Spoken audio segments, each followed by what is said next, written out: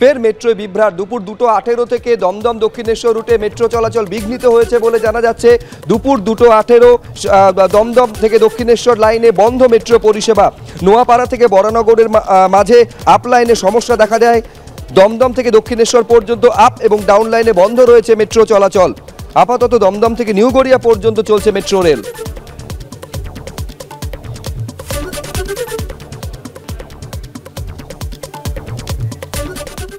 গতকালই তৃণমূল কংগ্রেস এই প্রশ্ন তুলেছিল, আজকে আরো জোরালোভাবে এই প্রশ্ন তুলেছেন তৃণমূলের রাজ্য সাধারণ সম্পাদক কুণাল ঘোষ। তিনি বলছেন, লগ ইন পাসওয়ার্ড দেওয়ার জন্য মহুয়া মৈত্র সাংসদ পদ যদি বাতিল হয়, তাহলে দুষ্কৃতীদের পাস দেওয়ার জন্য কেন প্রতাপ সিনহার সাংসদ পদ বাতিল হবে না? কেন মাইসুরের যিনি বিজেপি সাংসদ তার বিরুদ্ধে কেন কোনো আইনি ব্যবস্থা নেওয়া হবে না? কেন্দ্রীয় স্বরাষ্ট্রমন্ত্রীর পদে থাকার নৈতিক অধিকার নেই বলে দাবি করেছেন কুণাল ঘোষ।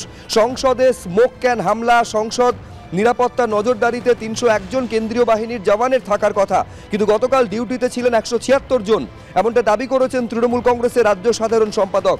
বাংলায় বিজেপির 4 আনার নেতাদের জন্য ব্যবহার করা হচ্ছে কেন্দ্রীয় বাহিনীকে, এই বলেও আক্রমণ শানিয়েছেন তৃণমূল মুখপাত্র।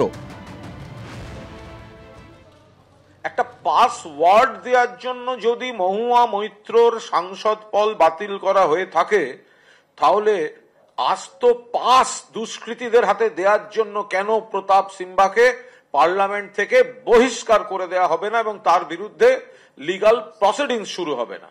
কেন্দ্রীয় স্বরাষ্ট্রমন্ত্রী, তার আর নৈতিক অধিকার নেই ওই পদে থাকার, কারণ নতুন ভবনেও নিরাপত্তা নেই এত কোটি টাকা খরচা করে।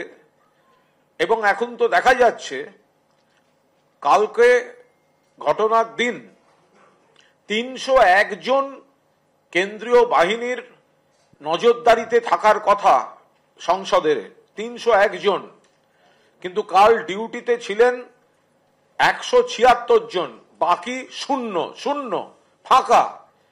ডিউটিতে যাদের থাকার কথা নেই তারা কোথায়?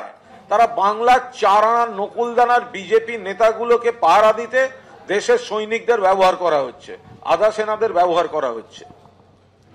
ফলে মূলত বুঝতে পারছেন তৃণমূলের তরফে দুটো দাবি তোলা হচ্ছে। এক হচ্ছে যে কেন বিজেপি সাংসদ যিনি পাস ইস্যু করেছিলেন মহীশূরের সাংসদ প্রতাপ সিনহা, তার বিরুদ্ধে আইনি ব্যবস্থা থেকে শুরু করে কেন তার সাংসদ পদ বাতিল হবে না, এবং দ্বিতীয় প্রশ্ন তোলা হচ্ছে যে কেন নৈতিক দায়িত্ব নিয়ে পদত্যাগ করবেন না, ইস্তফা দেবেন না কেন্দ্রীয় স্বরাষ্ট্রমন্ত্রী অমিত শাহ। ফলে এই যে একেবারে প্রতিবাদ এবং তাদের যে আবেদন, সেটা গতকাল থেকে আরও জোরালো করছে তৃণমূল কংগ্রেস। সাংবাদিক বৈঠক করে এই প্রশ্ন তুলেছেন তৃণমূল সাংসদ কুণাল ঘোষ, এই যুক্তি দিয়ে যে লগ ইন পাসওয়ার্ড দেওয়ার জন্য মহুয়া মৈত্র সাংসদ পদ যদি খারিজ হয়ে গিয়ে থাকে, তাহলে একটা গোটা পাস দেওয়ার জন্য, দুষ্কৃতীদের হাতে পাস তুলে দেওয়ার জন্য কেন মহীশূরের বিজেপি সাংসদকে লোকসভা থেকে বহিষ্কার করা হবে না? কেন কোনো আইনি ব্যবস্থা প্রতাপ সিনহার বিরুদ্ধে নেওয়া হবে না? এই প্রশ্ন তুলছে তৃণমূল।